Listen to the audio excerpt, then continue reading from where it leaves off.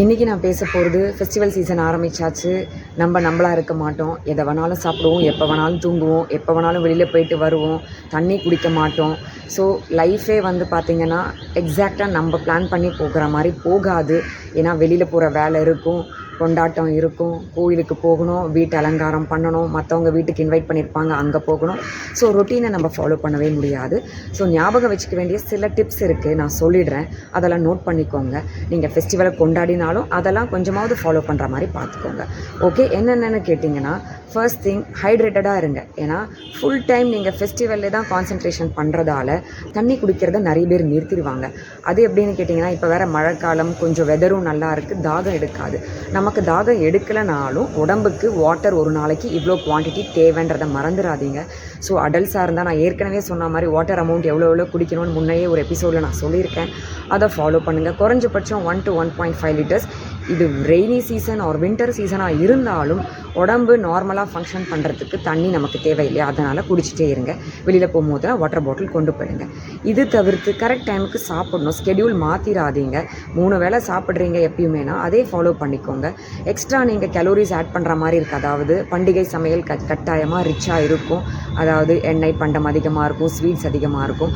அதை நீங்கள் வெளியில் கொண்டு வந்துடுங்க. நீங்கள் சாப்பிட்டாலும் அதுக்கேற்ற மாதிரி அதை எரிச்சிடணும், கலோரிஸை பர்ன் பண்ணணும். அது எப்படின்னா, எப்படியாவது உங்களுக்குன்னு டைம் ஒதுக்கி ஒரு 45 மினிட்ஸ், ½ அன் ஹவர்லேருந்து ஒரு 45 மினிட்ஸ் ஒரு வாக்கிங் அட்லீஸ்ட் பண்ணுங்கள். வேறு எதுவும் பண்ண முடியலாம். அதில் நம்ம எக்ஸ்ட்ரா சாப்பிட்ட சாப்பாடு வெளியேறிடும். இது ஒன்று ஞாபகம் வச்சுக்கோங்க.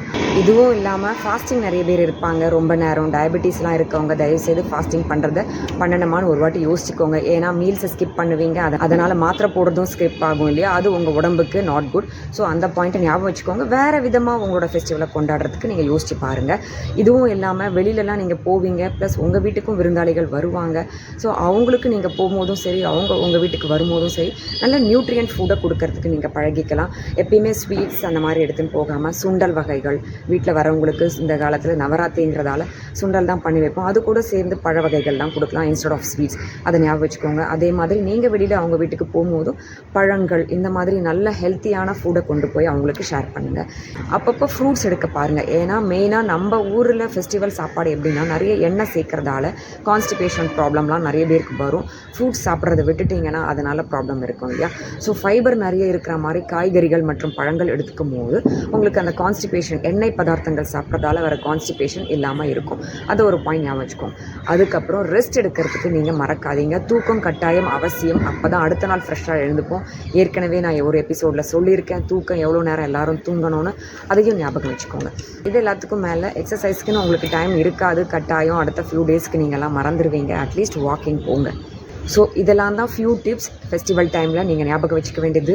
கரெக்டாக தூங்குங்க, நேரத்துக்கு சாப்பிடுங்க, தண்ணி நிறைய குடிங்க, ஃபைபர் ரிச் ஃபுட் எடுத்துக்கோங்க, முடிஞ்ச வரைக்கும் வாக்கிங் அட்லீஸ்ட் போங்க. ஓகே, ஃபாலோ பண்ணுவீங்கன்னு நினைக்கிறேன்.